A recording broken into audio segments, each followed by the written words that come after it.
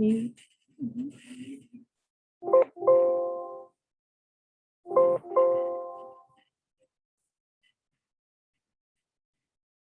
Good afternoon. On behalf of State Superintendent Hofmeister, my name is Debbie Pham, and I am a program specialist and the chair of school-wide and targeted assistance programs. And Kimberly Murphy, she is also a program specialist, and she is the co-chair of the school-wide and targeted assistance programs. And we welcome you to the today's presentation.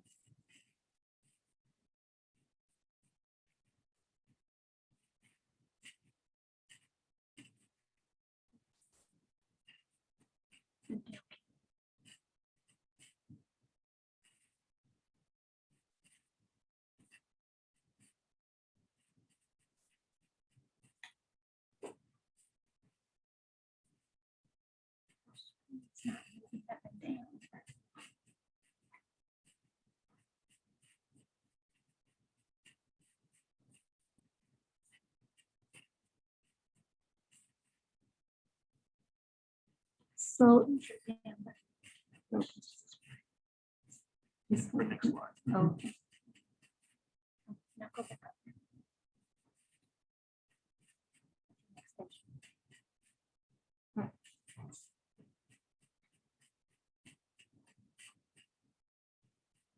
Under ESSA Public Law 1115-224, Every Student Succeeds Act, also known as ESSA, requires every Title I school to develop a Title I school or targeted assistance plan. Plans are designed to capture in writing a focused and coherent course of action to provide to all the students in a Title I program the opportunity to meet the challenging state academic standards. In addition to ESSA requirements, Title I school-wide or targeted assistance plans require a comprehensive needs assessment of the entire school. The involvement of parents and other community members. The plans in effect for the duration of the school's participation in the Title I Part A program. Also, the plans to be monitored and revised as necessary based on student needs to ensure that all students are provided opportunities to meet the challenging state academic standards. School-wide programs versus targeted assistance programs. So you want to know the difference between the two programs. A school served with Title I Part A funds in a school-wide setting will serve all students. And the school-wide program will upgrade the entire educational program of the school. And you can find that under ESSA section 1114 of the public law. A school served with Title I Part A funds in a targeted assistance setting will provide services only to eligible children under ESSA section 1115B and identified by the school as failing or most at risk of failing to meet the challenging state academic standards. And I'm going to talk about a little bit about the school-wide and targeted intention tab. Sites that apply to become a school-wide or targeted assistance schools for the first time must complete the school-wide targeted intention tab. And that tab is located in the Title I Part A application. And sites that are under 35% poverty level and looking for a waiver from OSDE to operate at a school-wide schools or targeted assistant schools must also complete the school-wide and targeted intention tab. The plans must be uploaded in the consolidated application on or before September 30th, 2021. And please use the revised templates posted on the federal program's website. The FY21 template in PDF format is also acceptable.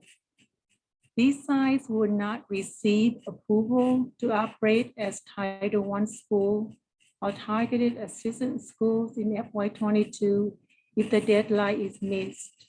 So make sure that you have your plan uploaded in the consolidated application on or before September 30th.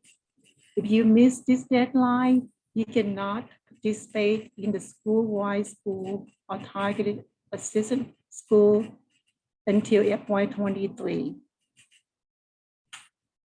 For FY22, we created the Title I targeted assistant and school-wide templates in Word format. The content of these templates is exactly the same as the FY21 template, formatted as a fillable PDF. Since the content is exactly the same, districts are free to continue to use the FY21 template if the district prefer. So both the FY22 and FY21 templates are acceptable, but not any previous version or format. And I'm going to go to the school-wide and targeted intention tab. I'm going to go to the OSDE homepage to show you where to locate the school-wide and targeted templates.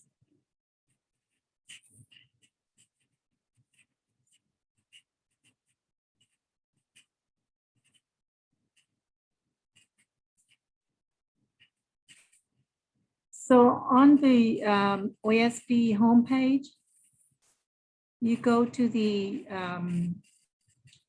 under the federal programs website. On your right-hand side, there's a blue box. You click on Title I and scroll down to the programs and then click on the links at Title I Part A. And you will see under Title I Part A, under Forms, you will see the school-wide plan and the targeted assistant plan. These are the revised plans.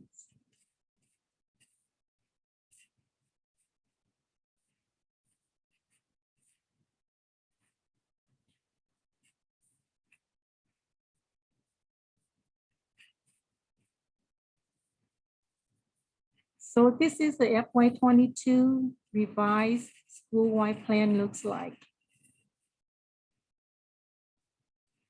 The districts can use the FY21 that is acceptable also, or you can use the revised template right here.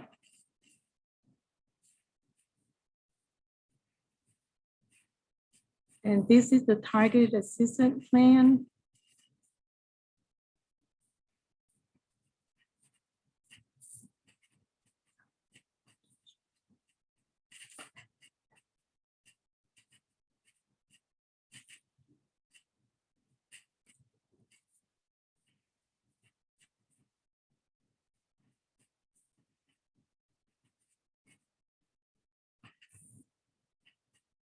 So anyway, you can use the FY22 revised templates, or you can use the FY21 templates.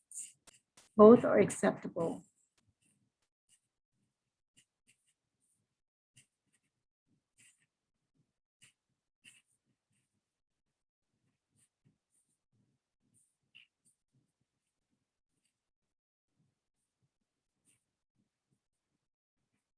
So now I'm going to hand over the rest of the presentation to my co-chair, Kimberly Murphy, and she will continue with the presentation. And thank you.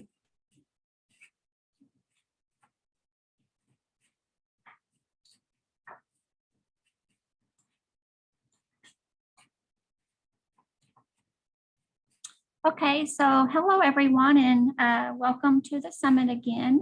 This is Kimberly Murphy, and I will finish this presentation on behalf of the school-wide and targeted assistant programs.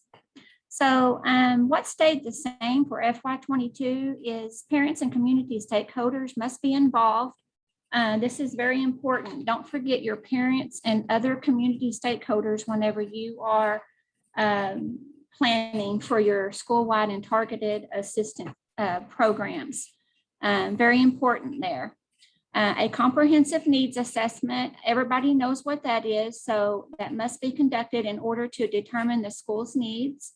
Plans are developed in coordination and integration with other federal, state, and local services, resources, and other programs. Plans implementation shall be regularly monitored and revised as necessary based on student needs to provide additional assistance to enable such students to meet the challenging state's academic standards. Planning a school-wide and target assistant programs. Planning is a systematic process of setting priorities and steps needed to be taken in order to achieve a desired goal. Planning the school-wide or targeted assistant programs will be a collective effort made by the staff, parents, and community bring school changes in order to improve student performance.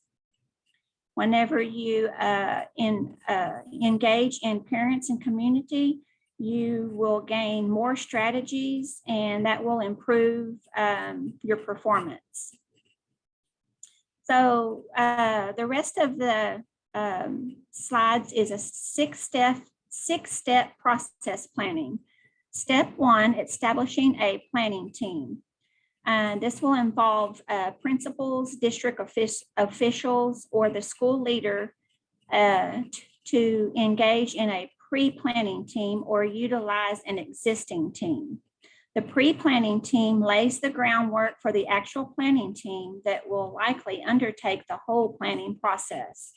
The planning team must be a representative of people committed to concept of whole school reform, be successfully or sufficiently diverse to represent the demographics of the school and community, and be familiar with the role of the school-wide or targeted assistant option in achieving it. It is recommended to have a facilitator, data and assessment specialist, technology specialist, curriculum specialist, teachers, paraprofessionals, central office representative, parents, and community members. Step 2, conducting a comprehensive needs assessment.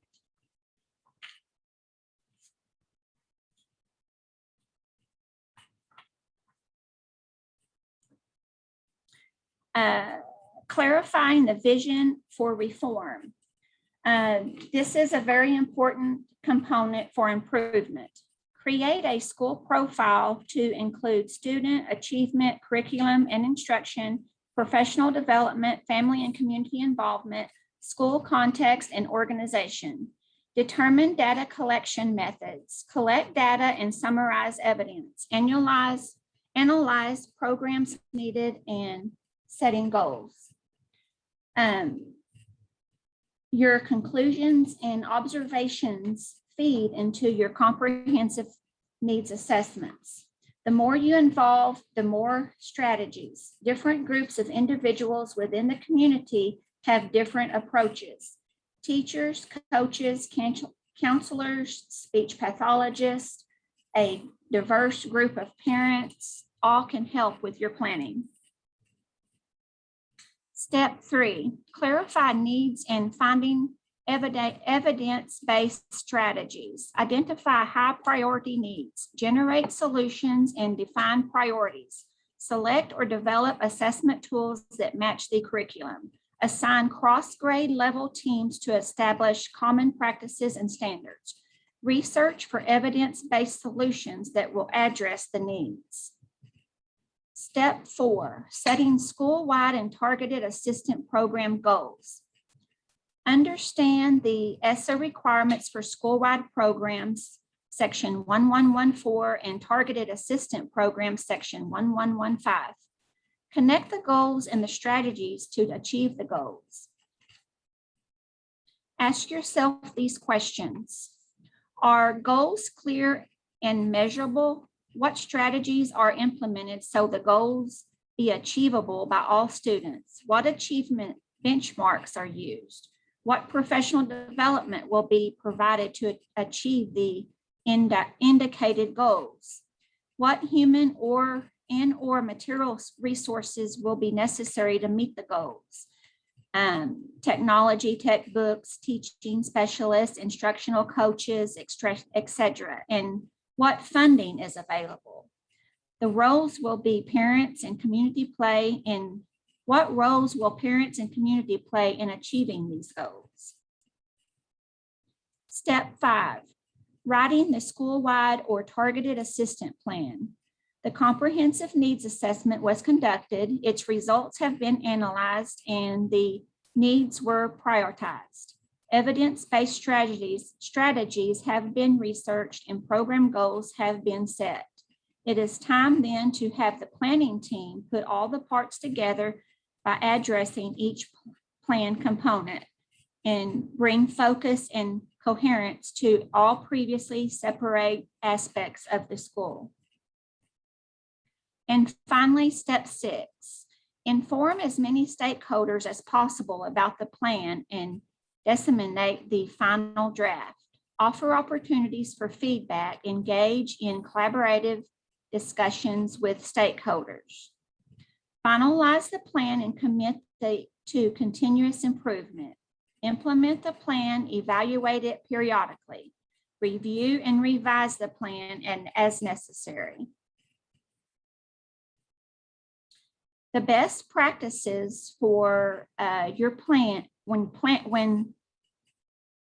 planning your plans, train the school staff to understand the differences between school-wide and targeted, train your staff which educational program your school site is implementing, which is either school-wide or targeted. Title I committee meetings are continuous for reviewing and updating site programs. Title I parent meetings are interactive, engaging, informative, and ongoing. And also, I might point this out, Title I parent meetings are important for your district for especially whenever your desk or site monitoring comes up. We do ask for your Title I parent meeting, so remember that. Site plans must be accessible for review to parents, community stakeholders, and other educators upon request. Okay, so any questions over any of the slides that we went over? You can post them in the chat box.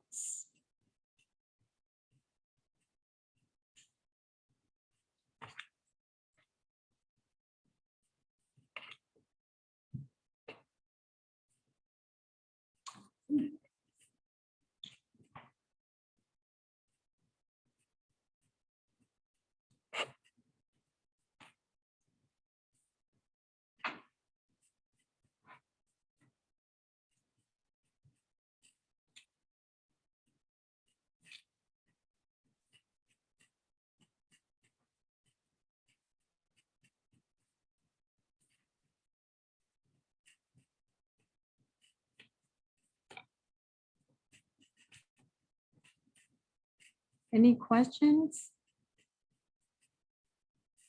Maybe not right now, but if you have any question later, you can contact myself or my co-chair, Kimberly Murphy. And here, my phone number is 405-521-6785. And Kimberly's number is 405-522-5035. Let's see, we have one question in the chat box. Do you have the link for the certificate of attendance? Well, normally we don't issue certificate of attendance, but we do have a attendance list, a list of attendant. Debbie, I have one I can put out there. Give me just a second.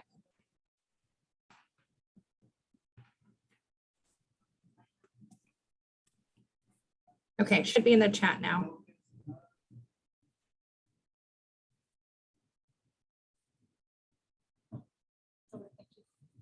Okay, thank you. We'll look at it. Okay, all right. Thank you.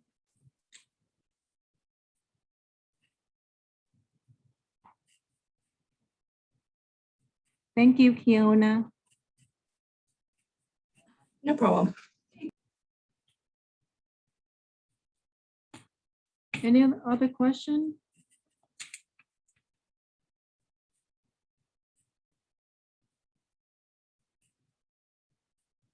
And this PowerPoint will be posted on our federal program website in a couple of days.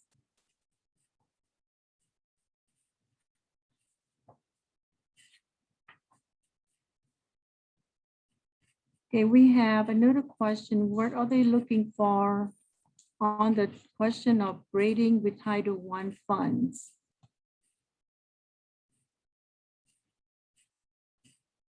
Are you talking about on the school-wide plan on section 4?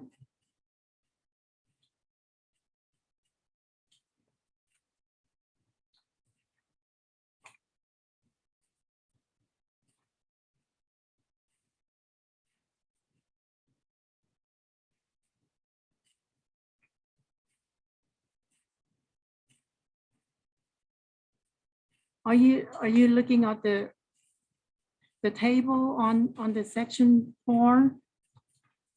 We have another question. If we are consolidating, do we need to fill out the school-wide or targeted assistance document? On the school-wide template on section 4, if you are consolidating your funds, you just check the first box, I mean the second box. And it's for the school-wide only. The targeted assistant cannot consolidate the fund into school-wide school consolidation of fund. So on the template on the section 4, the second box, if you are going to consolidate your funds into the school-wide school consolidation of fund, and it's project 788. And on that table, if you the fund source that we are asking for, like Title III and other, if you have other donation or other source of funds like state and local funds, and you list them there, and then the amount, the available amount that you're going to implement on your Title I program. And you can describe how you're going to spend the funds in the text box.